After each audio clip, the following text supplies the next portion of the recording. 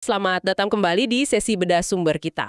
Nah, kita kan hidup di dunia yang rasanya semua orang mencoba meyakinkan kita akan sesuatu ya. Betul sekali. Banyak banget bujukan di mana-mana. Nah, pertanyaannya gimana caranya kita bisa tahu gitu siapa yang omongannya tuh beneran bisa dipegang. Itu pertanyaan penting. Kali ini kita coba gali inspirasi dari buku Thank You for Arguing, karya Jay Heinrichs. Yeah. Ada bab menarik, bab 18, yang kasih cara cerdik nih. Oh ya, gimana tuh? Katanya kita bisa pakai senjata persuasi lawan kita justru untuk mengukur seberapa bisa mereka dipercaya. Unik kan idenya? Mari kita telusuri bareng-bareng. Wah, menarik itu. Jadi alat persuasi jadi alat deteksi. Oke.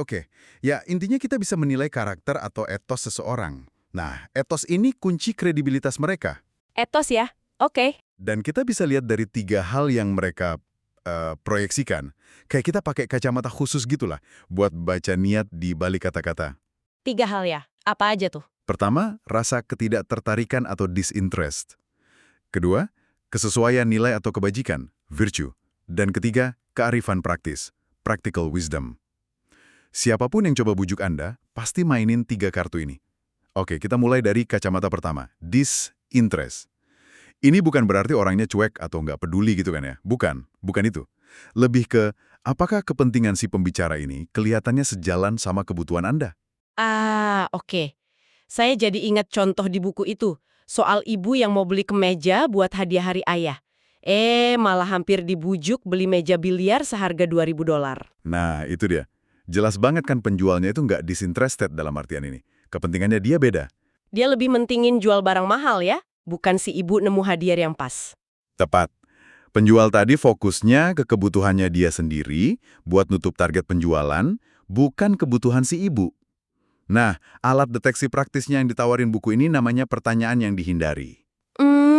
Gimana tuh maksudnya? Coba aja tanyakan langsung. Sebenarnya, siapa sih yang paling diuntungkan dari pilihan ini? Gitu. Oh, Kalau jawabannya, muter-muter, atau malah jadi defensif, atau ngalihin topik, wah itu lampu kuning tuh. berarti ada udang di balik batu ya? Kemungkinan besar begitu. Orang yang tulus, disinterested, yang kepentingannya sejalan sama Anda, pasti akan lugas nunjukin gimana Anda yang bakal untung. Fokusnya ke keuntungan Anda. Oke. Jadi kayak tes lakmus gitu ya. Kalau dia menghindar, wah patut curiga nih ada agenda pribadi. Masuk akal. Nah, setelah soal kepentingan, gimana soal nilai? Ini masuk ke detektor kedua ya, virtue atau kebajikan. Betul, virtue, kesucian moral yang absolut gitu. Virtue dalam konteks retorika ini lebih ke soal apakah si pembujuk ini nunjukin kalau dia tuh punya nilai-nilai yang sama kayak Anda, audiensnya. Oh, jadi nyari kesamaan gitu. Iya, mereka berusaha nemuin common ground, atau kalau kata Heinrich, titik manis Anda, sweet spot. Kayak misalnya, penjual yang retorikanya bagus, dia bakal coba pahamin kisaran harga yang nyaman buat Anda. Atau fitur yang penting buat kita gitu ya. Betul. Itu kan mencerminkan nilai-nilai Anda soal hemat atau kualitas atau apalah. Intinya, nyari jalan tengah yang rasanya pas buat Anda. Menarik. Jadi lebih ke membangun koneksi lewat nilai yang sama ya. Terus alat deteksinya apa nih buat virtue ini? Nah, kita bisa pakai yang namanya detektor ekstremis. Hati-hati sama orang yang coba ngasih label ekstrim ke pilihan yang sebenarnya moderat atau jalan tengah. Oh, jadi dia bikin pilihan yang wajar kelihatan aneh gitu. Iya, atau sebaliknya, dia ngebungkus posisi ekstrimnya dia sendiri seolah-olah itu pilihan paling masuk akal, paling tengah.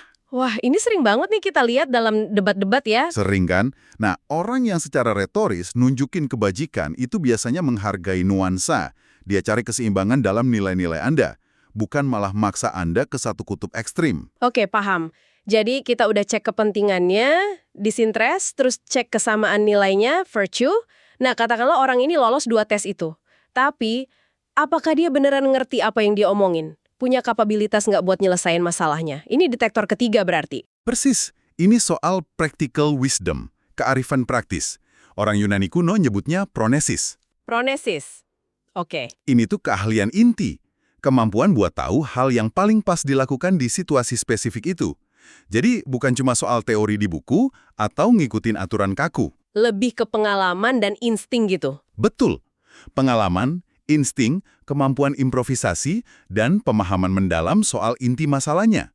Ini soal craft, keahlian terapan. Jadi bukan cuma lihat CV atau gelar aja ya, tapi lebih ke apakah orang ini punya jam terbang dan intuisi buat nanganin masalah spesifik Anda.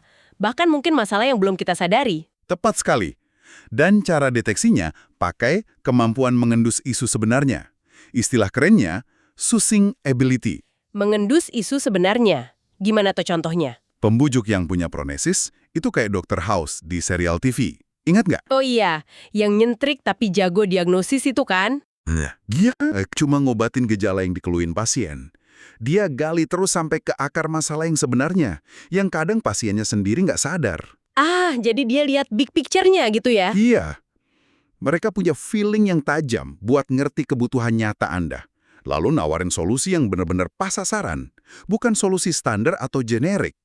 Mereka tahu cara nerapin ilmunya ke situasi unik Anda. Itu dia kuncinya. Oke, jadi kalau dirangkum nih, 3 detektor kepercayaan utama dari etos seseorang itu, pertama, lihat disinterest-nya, apakah kepentingan mereka kelihatan sejalan sama kebutuhan Anda? Sip. Kedua, cek virtue retorisnya, apakah mereka menghargai dan nyari titik temu dalam nilai-nilai Anda, bukan malah dorong ke ekstrim. Benar. Dan ketiga, nilai practical wisdom atau pronesisnya, apakah mereka nunjukin keahlian praktis dan pemahaman mendalam buat benar-benar ngatasin situasi yang ada. Tepat sekali. Ketiga hal itu, dan mungkin ini bisa jadi bahan renungan juga ya buat Anda di rumah. Gimana tuh? Coba deh direnungkan. Seberapa sering sih Anda secara sadar ngaktifin ketiga radar ini? Waktu Anda dengerin nasihat, atau baca berita, atau lihat iklan, atau bahkan pas ngobrol santai aja.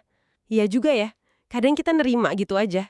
Nah, padahal ngasah kemampuan buat membaca etos orang lain ini bisa jadi skill bertahan hidup yang penting banget loh di zaman sekarang, di tengah banjir informasi dan persuasi ini.